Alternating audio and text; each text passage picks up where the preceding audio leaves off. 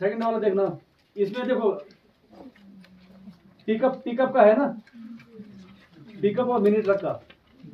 हाँ, ये भी है जो किसान है, जो बागवान है, एग्रीकल्चरिस्ट है, उनके लिए।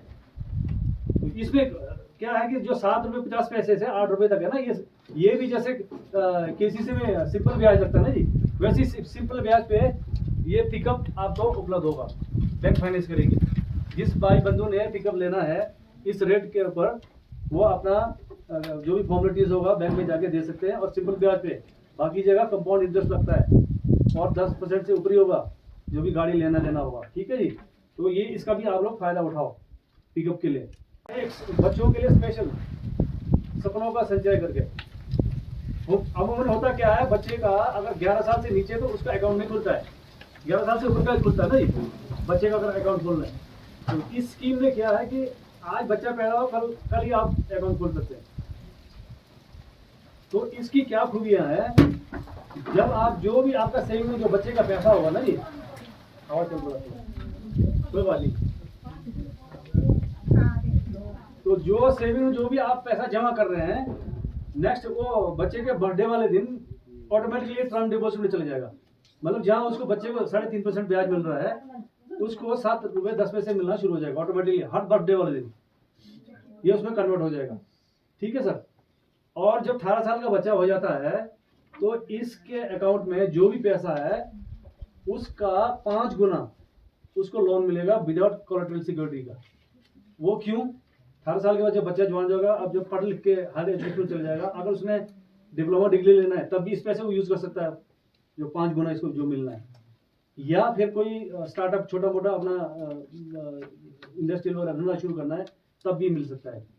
तो इसमें यानी कि विदाउट कोलेटरल सिक्योरिटी है। बाकी लोन आपको पता होना चाहिए कि बगैर कोलेटरल सिक्योरिटी के कोई भी बैंक लोन नहीं देता है। वो क्यों? क्योंकि पब्लिक का पैसा पब्लिक को दिया जा रहा है, पैसा वापस नहीं आएगा तो हम उनको क्या लौटाएंगे, इसलिए कोलेटरल सिक्योरिटी लेता ही लेता बैंक, चाहे जिस भी बैंक में जाओ। मगर ये ऐसा है, आपका अपना ही पैसा है बच्चे का, उसके अगेंस्ट जो है उसको लोन दिया जा रहा है 5 गुना, इसलिए इसमें कोलेटरल सिक्योरिटी नहीं लेंगे। ठीक है जी। तो सभी ने सुना ना जी, किसने बनाया एजुकेशन लोन? भाई बंधु ने नहीं बनाया। एजुकेशन लोन का ऐसा प्रावधान है, जब बच्चा आगे डिप्लोमा डिग्री लेना है, उसमें चाहे अब्रॉड में जाना है, बाहर देश में जाना है, उसके लिए 40 लाख का प्रावधान है। जो हमारे हिंदुस्तान के अंदर ही करना है उसके लिए 20 लाख का प्रावधान है। ठीक है जी। तो उसमें इंटरेस्ट रेट ऑफ इंटरेस्ट होता है 10%। तो एजुकेशन लोन कैसे बनेगा? को एप्लीकेंट में बनेगा। को एप्लीकेंट मतलब यानी कि या मम्मी के साथ होगा या पापा जी के साथ। ठीक है जी। तो जब तक बच्चे का डिप्लोमा डिग्री जब चला है, 3 साल का है, मान लो 4 साल का, तब तक उनको बैंक का इंस्टॉलमेंट नहीं देना पड़ेगा। ठीक है जी।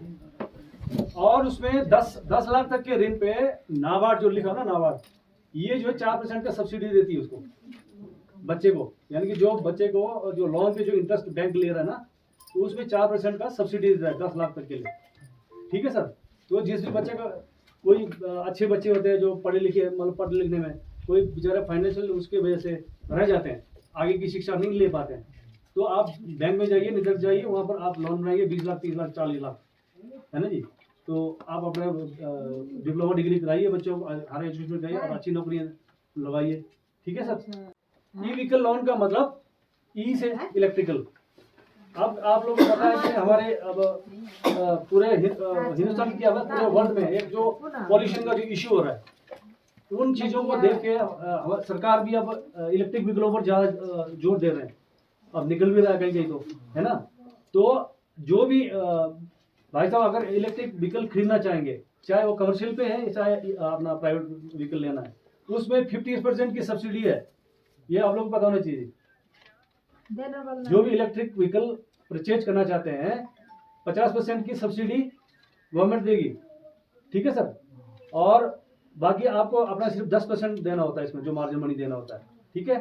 तो विद सब्सिडी पहले आपको जो ना बैंक उसी 50% सब्सिडी इंक्लूड करके पूरा आपका जो गाड़ी का कीमत है, जो शोरूम का कॉस्ट होगा, जो ऑन रोड कॉस्ट जो भी होगा, उसका ड्राफ्ट बना के आपको तुरंत दे देगा।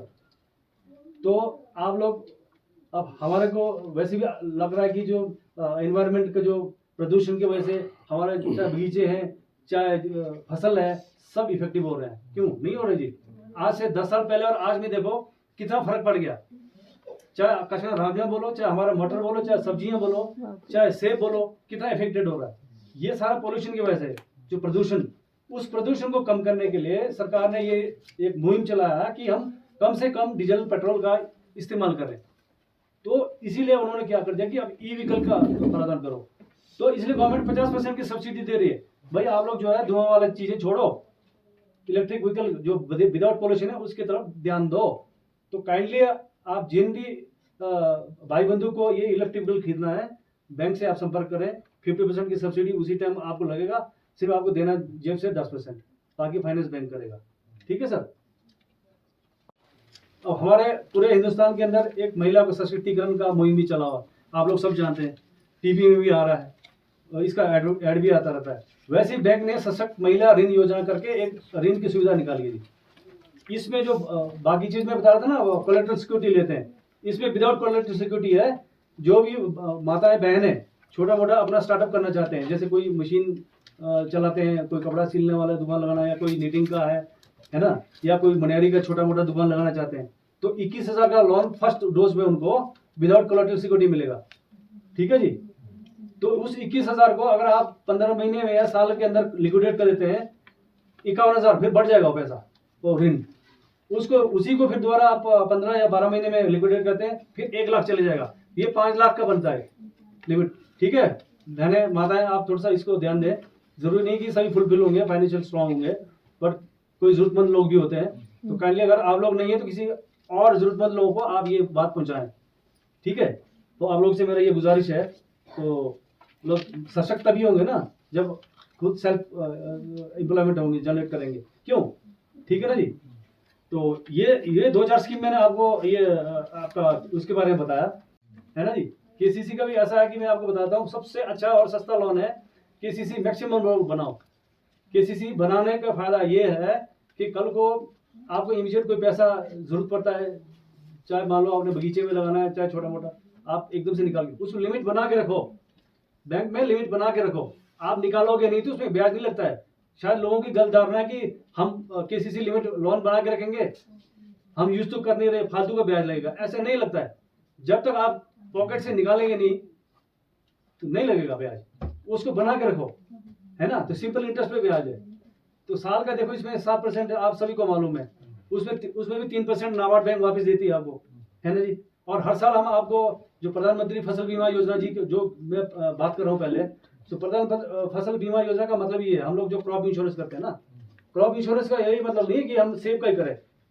हमारे जो कच्चा मटर बीजते हैं ना, उसका भी बीमा होता है, राजमा का भी बीमा होता है। सिर्फ उसमें स्केल ऑफ फाइनेंस जो आपका जो रिस्क कवर है वो अलग अलग है। ठीक है।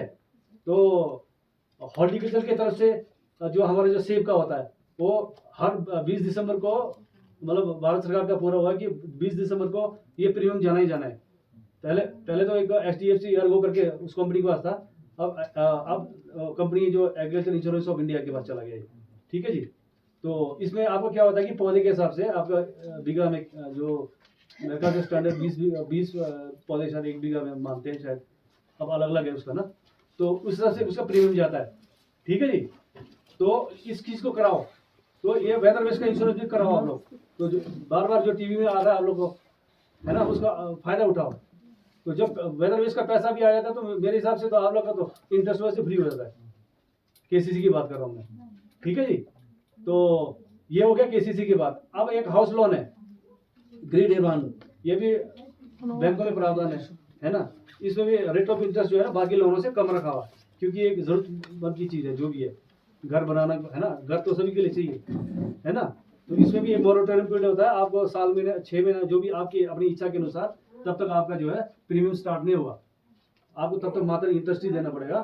ठीक है। तो आप लोगों ने घर बनाना है, मकान बनाना है, जरूरी नहीं कि वो एम्प्लॉय भी बना सकता है, जनरल लोग भी ले सकते हैं। क्या सिक्योरिटी के तौर पर पीस ऑफ लैंड या जो भी है वो देना पड़ेगा, बाकी कुछ नहीं है। तो सुविधाएं हैं, इसलिए आप लोग सुविधा लो, है ना जी। बैंक में जाके लो आप लोग सुविधा, ऐसा कुछ नहीं। बैंक आपका है, पैसा आपका है, तो बैंक तभी है। ठीक है ना जी, है ना। तो मेरा तो इतना ही था। अगर किसी का कोई क्वेश्चन है, कोई सेविंग की तरफ से या कोई इंश्योरेंस की तरफ से या कोई लोनिंग की तरफ से, तो आप क्वेश्चन पूछ सकते हैं। और अगर किसी और भी कोई क्वारी हो, जरूरी नहीं कि मेरे से पूछो, नजदीक के बैंक से पूछ सकते हैं। और मैं तो जब भी ग्राम सभा होगा मैं कोशिश यही करूंगा कि मैं आता रहूंगा।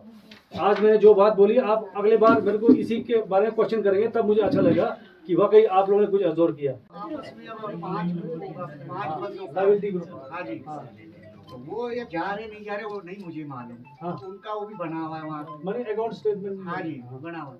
जैसे बीच में 2-4 और जैसे नरेगा किया हुआ है, हाँ हाँ, वहाँ नहीं पहुँच रहे थे, वो नरेगा का पैसे निकालने गए, वो नरेगा से पैसे ही काट। पहले वो क्या उनका खाता का डिफॉल्ट में, नहीं वो चलता खाता है उनका। नहीं अगर खाता डिफॉल्ट में, अगर खाता डिफॉल्ट मतलब अगर वो नहीं जमा किया है ना। हाँ जी, तो अगर किसी बेनिफिशियरी का उसी ग्रुप के किसी का सेविंग अकाउंट खुला हो ना जी, तो सेविंग अकाउंट में हमारा नरेगा का पेमेंट कर जाता है ना, वो नहीं दे रहे, ये तो हाँ, वो मुझे काट रहे। नहीं एक्चुअली पता क्या होता है, जब वो लोन डॉक्यूमेंट जब बनते हैं ना, वही तो बात है, हम लोग उस लोन मैनेजर सर से सुनो मेरे बात, हम लोन डॉक्यूमेंट्स को पढ़ते नहीं है, साइन मारते जाते, तो उसमें सारा प्रोविजन है। जब आपका अकाउंट लोन लिया आपने, आपका अकाउंट डिफॉल्ट हो गया, आपके सेविंग से ऑटोमेटिकली काटने का हकदार होता है मैनेजर, उसमें सारा लिखा होता है, ये चीज ध्यान देना आपने। हाँ, आपका लोन बिल्कुल सही चला हुआ है, तो किसी की कोई हिम्मत नहीं कि वो मान गया जी। जैसे 5 में से 2 ने ये नरेगा किया, उनका तो काटा, 3 ने नहीं किया, उनका कहाँ से काटेंगे एक बार? उसमें जो ज्वाइंट लायबिलिटी पता है, ज्वाइंट लायबिलिटी वो तो सबको पढ़ना है, सबको पड़ेगा वो दोगी। लायबिलिटीज तो सबको पढ़ना हाँ, इसलिए ज्वाइंट लायबिलिटी करके ग्रुप को इसलिए चालू करके रखा हुआ था। सुनो, हंसी एक बार रुको।